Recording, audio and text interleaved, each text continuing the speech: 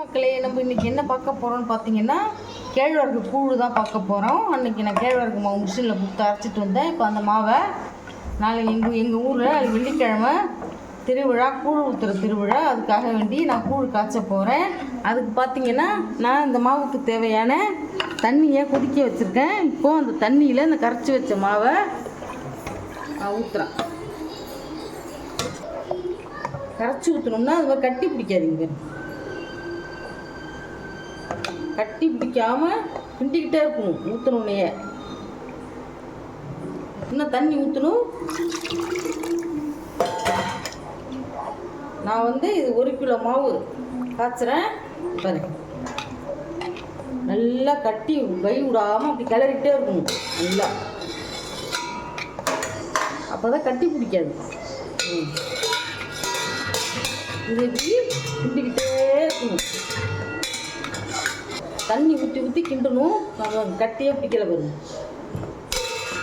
இதே கிண்டிக்கிட்டே இருந்தோம்னா இந்த மாவு இப்போ பாருங்கள், இப்போ என்ன நிறமாக இருக்குது பாருங்க, கொஞ்சம் வெள்ளையாக இருக்கா. நல்லா வெந்த உடனே எப்படி ஆகும்னு கேட்டிங்கன்னா, கொஞ்சம் மாவு கொஞ்சம் அப்படியே கோல்டன் கலராக ஆகிடும். வெந்த உடனே கொஞ்சம் நீத்த மாதிரி இருக்கும். கட்டியாக இருக்கிறது கொஞ்சம் நீத்த மாதிரி இருக்கும். அதுதான் வெந்திருக்க பதம். அந்த பதத்தில் நம்ம இறக்கி வச்சுக்கணும். பாருங்க, நல்லா கை விடாமல் கலரணும். வெண்ணெய் தண்ணி ஊற்றணும். கிண்ட கிண்ட கெட்டி ஆகும். அப்படின்னா என்ன அர்த்தம்? மேவு வேவலன்னு அர்த்தம். நல்லா கொதிக்கிற தண்ணியில் திக்காக கரைச்சி ஊற்றி அப்படியே கை விடாமல் கலரணும். அப்படியே கிண்டிக்கிட்டே இருக்கணும். நல்லா கட்டி ஆகிட்டே இருக்கும். கிண்ட கிண்ட அப்போ நம்ம வேவுற பதம் வர வரைக்கும் நம்ம தண்ணி ஊற்றி ஊற்றி இப்படியே கிண்டிக்கிட்டே இருக்கணும். இப்போ பாருங்கள், நான் 1 கிலோ மாவு கூழ் காய்ச்சுறேன். 1 கிலோ மாவுக்கு நீங்கள் ஒரு பெரிய படியால் 1 படி மாவு எடுத்திங்கன்னா அதால் 5 படி தண்ணி ஊற்றி கொதிக்க விடுங்க.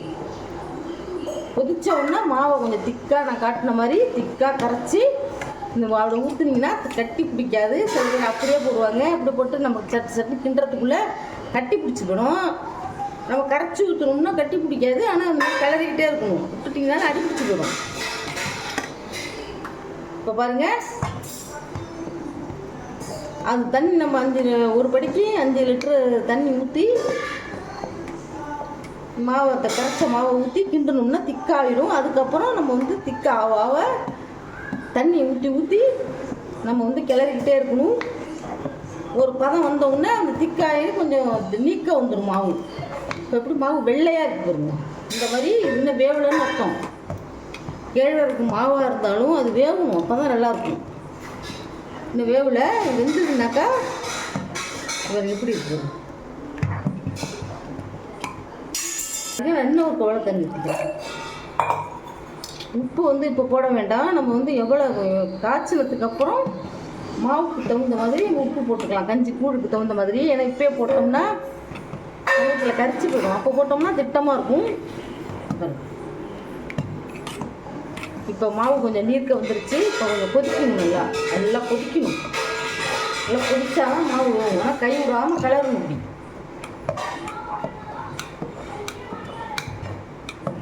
கொதிக்கட்டுன்னு விட்டுட்டிங்கன்னா அடியில் அப்படியே அடுப்பிடிச்சு போயிடும். காந்தன வாசனை வரும்.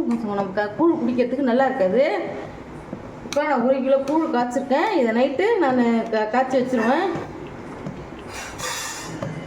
நைட்டு படுக்கும்போது நம்ம 11 மணிக்கு காய்ச்சி வச்சிட்டோம்னா வெய்ய காலத்தில் கெட்டு போகாது. மழை காலத்துலலாம் கெட்டு போயிடும். இப்போ அடிக்கிற வெயிலில் காய்ச்சின கஞ்சி அப்படியே கூழ் அப்படியே இருக்கும். சூடு கூட ஆறாது. ஏன்னா அவங்க கோயிலுக்கு நம்ம ஊற்றுற கூழெல்லாம் அப்போ கிண்டி அப்பயே கொண்டு சூடாக ஊற்றக்கூடாது. அம்மனுக்கு நைட்டே கிண்டி போட்டுடணும்.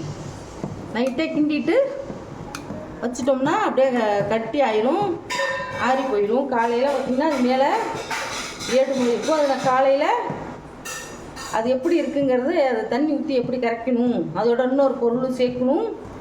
அதையும் நான் காலையில் உங்களுக்கு காட்டுறேன். இப்போ நாளைக்கு எங்கள் கோயிலில் நான் கூழ் ஊற்ற போகிறேன் வெள்ளிக்கிழமை. அதனால தான் அன்றைக்கி நைட்டே நான் கூழ் காய்ச்சுறேன். வெய்ய காலத்தில் டெய்லியே நம்ம கூழ் சாப்பிட்லாம். ஒன்றும் பிரச்சனை இல்லை. எங்கள் வீட்டிலலாம் டெய்லி கூழ் தான். கூழ் கம்பும் போட்டு கம்பை தனியாக வேக வச்சு அதில் வெங்காயம், சும்மா ஒரே ஒரு பச்சை மிளகாய், மாங்காய் இருந்தால் ஒட்டு மாங்காய், சேலத்து மாங்காய் ஒட்டு மாங்காய் இருந்தால் அரைச்சி போடலாம். பாருங்க இப்போ வந்து கஞ்சி எப்படி கெட்டியாகணும், நீர்த்து வந்துருச்சு பாருங்க. இப்போ வந்து மாவு பாதி எந்திரிச்சுன்னு அர்த்தம். நல்லா கொதிச்ச உடனே கஞ்சி கொஞ்சம் நிறம் மாறிடும். அப்புறம் உங்களுக்கு காட்டுறேன். இப்போ பாருங்கள், கைவிடாமல் கிளறிக்கிட்டு இருந்தோம், எவ்வளோ திக்காக இருந்தது. இப்போ பாருங்கள் வெந்தவுடனே கொஞ்சம் நீத்திருச்சு பாருங்கள்.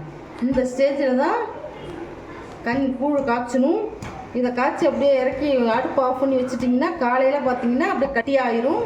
நமக்கு வந்து அது எவ்வளோ தண்ணி வேணுமோ ஊற்றி நம்ம வந்து இதுக்கு தேவையான வெங்காயம், மாங்காய், தயிர் போட்டு குடித்தோம்னா சூப்பராக இருக்கும். இப்போ நான் அடுப்பு ஆஃப் பண்ணிடுறேன். கஞ்சி நல்லா வெந்துருச்சு. இங்கே பாருங்கள், இந்த ஸ்டேஜில் தான் நம்ம வந்து கஞ்சி நிறம் நிறம் மாதிரி அடிச்சு பாருங்கள். இன்னும் வெள்ளையாக இருந்தது, இப்போ கொஞ்சம் நிறம் கம்மியாக அடிச்சு பாருங்கள். இந்த ஸ்டேஜில் தான் இருக்கும். காலையில் நான் காட்டுறேன் எப்படி இப்படி வச்ச கஞ்சி கூழ் காலையில் எப்படி இருக்குங்கிறத நான் உங்களுக்கு காட்டுறேன், பார்க்கலாம். அடுத்தது ஒரு பொருள் பார்க்க போகிறோம். இப்போ அடுப்பு ஆஃப் பண்ணி வச்சிட்றேன், அப்படியே இருக்கட்டும். அப்படியே மூடி வச்சிட்டோம்னா காலையில் பார்க்கலாம். இப்போ அடுத்தது